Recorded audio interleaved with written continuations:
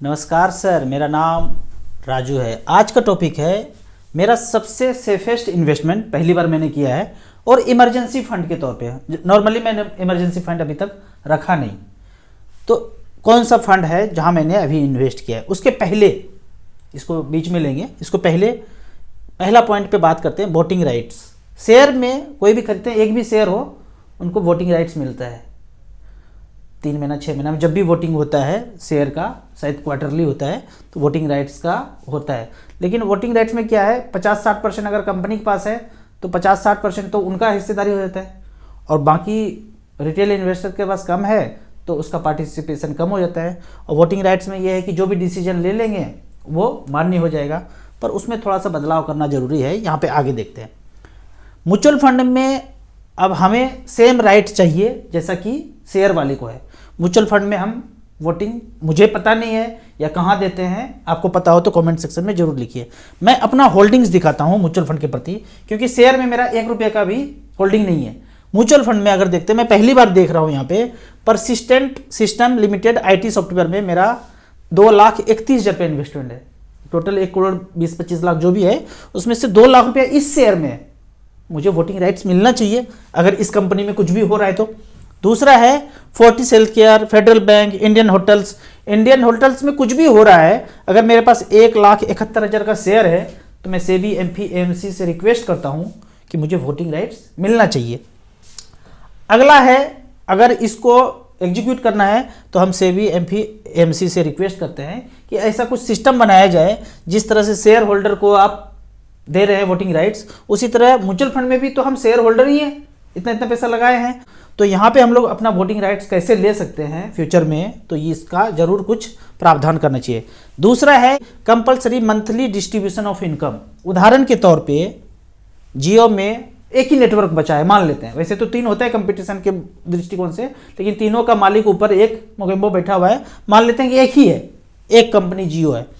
अब यहाँ पे 300 रुपया पर मंथ तो चार्ज करने का हम दे रहे हैं, 300 तो मिनिमम दे ही रहे हैं, और ऐसा 40 करोड़ व्यक्ति है देश में, जो 4 1200 करोड़ तो जा ही रहा है कंपनी को, हर महीने जा रहा है, तो 1200 करोड़ जा रहा है। अब यहाँ पे जियो कंपनी का शेयर ऊपर जाए नीचे जाए कुछ भी हो जाए, वो तो सिर्फ नंबर ही रहेगा ना हमारे पास, लेकिन फिजिकल पैसा तो हर महीने 12,000 करोड़ जा रहा है। और यहाँ पे मान लेते हैं 1 करोड़ लोगों के पास शेयर है, इक्वल शेयर है, मानने के लिए बोल रहा हूँ, तो 12,000 करोड़ को 1 करोड़ से भाग देंगे तो 12,000 रुपये पर मंथ, 12,000 रुपये पर मंथ आ सकता है शेयर होल्डर को। लेकिन जो कि नहीं आ रहा है, क्यों? हर महीने जो इनकम हो रहा है वो बोलेंगे कि मैं ना चांद पे जाके टावर लगा रहा हूं, XYZ कंपनी बना दिया अपना ही, बोगस। ये नहीं खेलेंगे, कोई और खेलेंगे। मैं एक उदाहरण के तौर पे बोल रहा हूं, इसी को नहीं लेना है। वही 5400 कंपनी है, वो कुछ भी खेल सकते हैं कि पैसा तो हर महीने हम कर रहे हैं, जो भी खरीद रहे हैं, ये पेन बेचने वाला कोई होगा, ये स्क्रीन बेचने वाला, लाइट बेचने वाला, सारा पैसा तो फिजिकल जा रहा है। पैसा जाते रहा है, बोलता है मैं चांद पे लाइट चलाऊंगा, चांद पे पेन बेचूंगा, चांद पे टावर लगाऊंगा, और लगा नहीं रहा है। XYZ अपना बना करके सारा पैसा वहां जोड़ दिया, शेयर होल्डर को बोला कि हमारे पास तो कुछ है ही नहीं, वोटिंग राइट सारा उसके पास है, क्योंकि सारा ज्यादातर शेयर उनके पास है। तो वो शेयर कितना किसी के पास भी हो, compulsory distribution of income monthly करना है। जो भी पैसा आया पहले शेयर होल्डर में बांट दो। अब तुम्हारा कोई प्रोजेक्ट है, फिर से बोलो लोगों को कि चांद पे जाएंगे, मंगल ग्रह पे जाएंगे, वहां खंबा गाड़ेंगे, वहां झंडा ऊंचा रहे हमारा, ये सब करना है, तो फिर से पैसा मांगो IPO के थ्रू। उदाहरण के तौर पे जापान में बोलते हैं सब लोगों ने पैसा झोंक दिया मार्केट में। अब मार्केट में झोंक दिया तो सब लोगों के पास अब क्या है, शेयर और नंबर, मोबाइल पे शेयर का नंबर देख रहे हैं। अब शेयर का प्राइस 1 लाख हो जाए कि 2 रुपया आ जाए, उससे कोई फर्क नहीं पड़ता है, लेकिन सारे लोग जीवन यापन करने के लिए कंपनी से खरीद रहे हैं सब कुछ, कैश पैसा तो जा रहा है ना। लेकिन compulsory monthly distribution of income हो तो उनके पास कुछ तो पैसा आएगा, चाहे शेयर का प्राइस कहीं भी जो। अब यहाँ पे उदाहरण के तौर पे जियो हमने लिया है, जियो का प्राइस कहीं भी जाए ऊपर नीचे, उससे कोई फर्क नहीं पड़ता है, हर महीने उनको इनकम हो रहा है, वो डिस्ट्रीब्यूशन कंपलसरी होना चाहिए। ये 2 प्रावधान की voting rights plus compulsory distribution of income होना चाहिए। अब आते हैं अपने टॉपिक पे। मैंने इमरजेंसी के तौर पे 20 लाख रुपया जो लगाया है SBI शॉर्ट टर्म फंड में रखा है, और वहां से जितना मंथली रिटर्न होगा 10,000 रुपया लगभग हमने सेट किया है SBI स्मॉल कैप में जाने के लिए। उदाहरण के तौर पे यहाँ पे देखते हैं, यहाँ पे हमने SBI short term debt fund में पैसा रखा 20 लाख, और यहाँ से SBI स्मॉल कैप में अगले तारीख से 1 मार्च से 10,000 रुपये पर मंथ ऐसा चलते जाएगा 2041 तक, 200 महीने तक ये चलता रहेगा।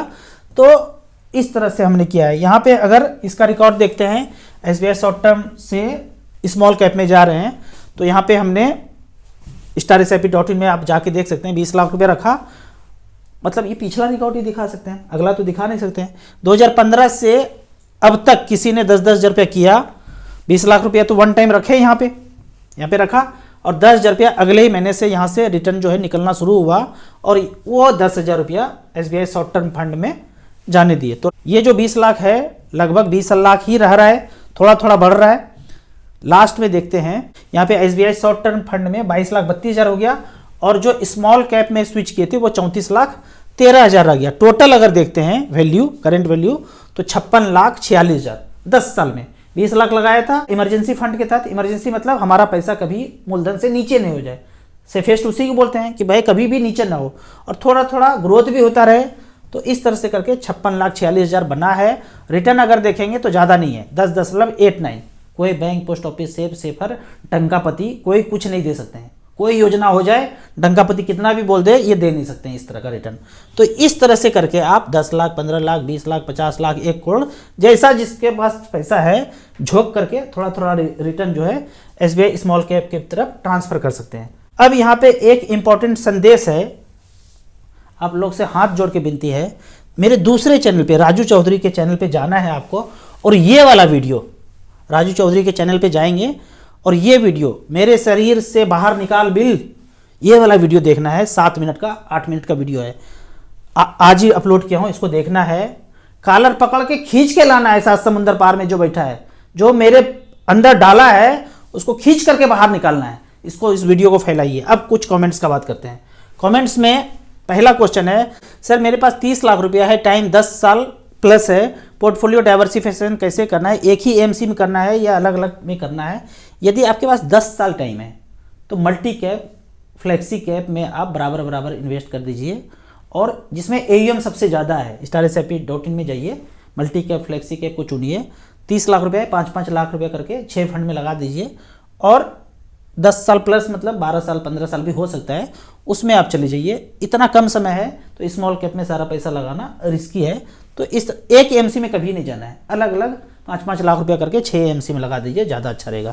अगला क्वेश्चन है, किसी भी फंड में स्विच करने के लिए दोनों फंड अपने पोर्टफोलियो में होना चाहिए?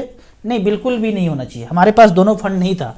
यहाँ पे जो हमने इन्वेस्ट किया है, हमारे पास अभी जो पैसा डाला 20 लाख रुपया यहाँ पे डाला, 2 दिन के बाद फोलियो जनरेट हो गया। अब यहाँ से जब स्विच करेंगे तो उसी फोलियो में ये फंड भी आ जाएगा। अभी ये मेरे पास फंड नहीं है, तो एक ही फंड में पैसा रहेगा।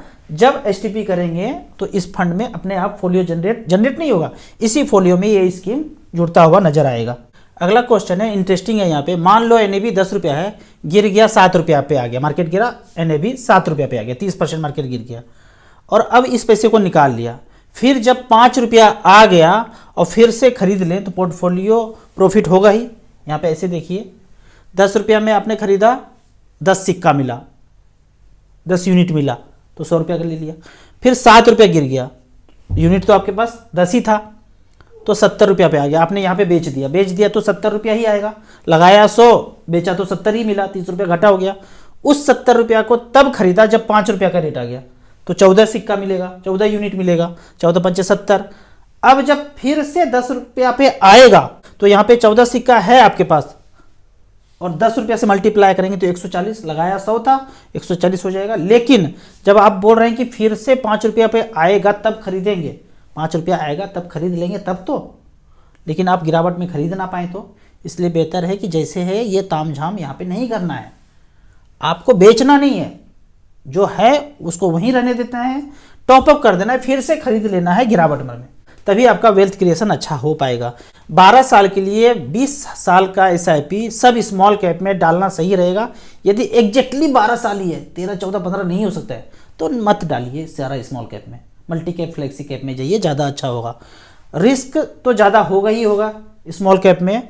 कितना रिटर्न आएगा वो फ्यूचर ही बताएगा। 12 से 15 ऊपर जा सकता है इक्विटी में। सारा एनालाइज आप स्टार एसआईपी में जाके कर सकते हैं।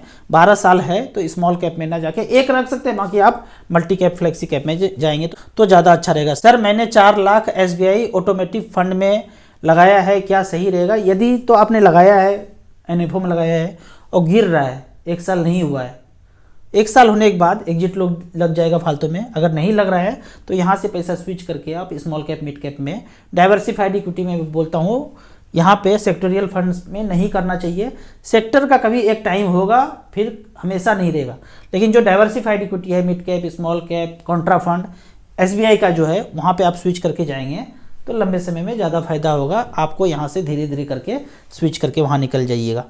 जो लोग नए व्यूअर्स हैं और म्यूचुअल फंड में पहले कभी इन्वेस्ट नहीं किए हैं, उनके लिए एक रिकॉर्ड है कि आप StarSIP.in में जाइए। यहाँ पे SIP व्यू में जा करके सेलेक्ट करेंगे ऑल इक्विटी सिंस इंसेप्शन और 3,000 रुपये पर मंथ मात्र, और AUM वाइज, और यहाँ पे वर्थ वाइज सेलेक्ट कर लेंगे। मतलब जिस फंड ने सबसे ज़्यादा पैसा बनाया है वो ऊपर आ जाएगा। तो सबसे पहला नाम आता है यहाँ पे निपॉन इंडिया स्मॉल कैप, 3,000 रुपये पर मंथ मात्र, 95 से लेके अब तक 2025 तक। ऐसा होगा फ्यूचर में, कोई नहीं जानता है। जस्ट पीछे देखते हैं कि 10,56,000 3,000 रुपये पर मंथ करके जमा हुआ और आज पैसा बनाए 6,96,00,000, 22.7% का रिटर्न यहाँ पे जनरेट करके दिया है। HDFC फ्लेक्सी का अगर बात करें 10,86,000 यहाँ भी जमा हुआ है और यहाँ बना है 5,96,00,000। अगर फ्रैंकलिन का बात करें, फ्रैंकलिन प्राइमा काफ़ी पुराना फंड है, 11,25,000 जमा यहाँ हुआ है, 3,000 रुपये पर मंथ करके 6,46,00,000 बना है। इस तरह से करके सारे फंड को आप रिकॉर्ड चेक कर सकते हैं कि किस फंड ने कितना बनाया है। टाटा लार्ज कैप है, HDFC large and mid cap है, टाटा इथिकल फंड है, 3,000 रुपये पर मंथ 96 से लेकर अब तक 10,29,000 जमा हुआ है और पैसा बना है 1,58,00,000। इसका आधा भी बनेगा तो बैंक पोस्ट ऑफिस से ज़्यादा होगा। आपको इसी तरह म्यूचुअल फंड के बारे में और कुछ जानना है, इन्वेस्टमेंट के बारे में जानना है, तो इस नंबर पर मुझे व्हाट्सअप कर सकते हैं। StarSIP.in में जाके आप म्यूचुअल फंड का सारा विद्या सीख सकते हैं। सीखने के बाद मिनिमम 100 रुपये से स्टार्ट कर सकते हैं, मैक्सिमम का कोई लिमिट नहीं है। आपको याद दिला दूं कि मैं एक MP registered mutual fund distributor हूं। आप इसी तरह कमेंट सेक्शन में क्वेश्चन पूछते रहिए, मैं इस तरह से जवाब देता रहूँगा। आपको वीडियो अच्छा लगता है तो व्हाट्सअप यूनिवर्सिटी में दोस्तों के बीच से जरूर शेयर करें। यूट्यूब पे देख रहे हैं तो लाइक एंड शेयर जरूर करेंगे, और वो राजू चौधरी वाले चैनल पर जाके वीडियो देखिए, लोगों को शेयर कीजिए, जागरूक होइए। Thank you so much.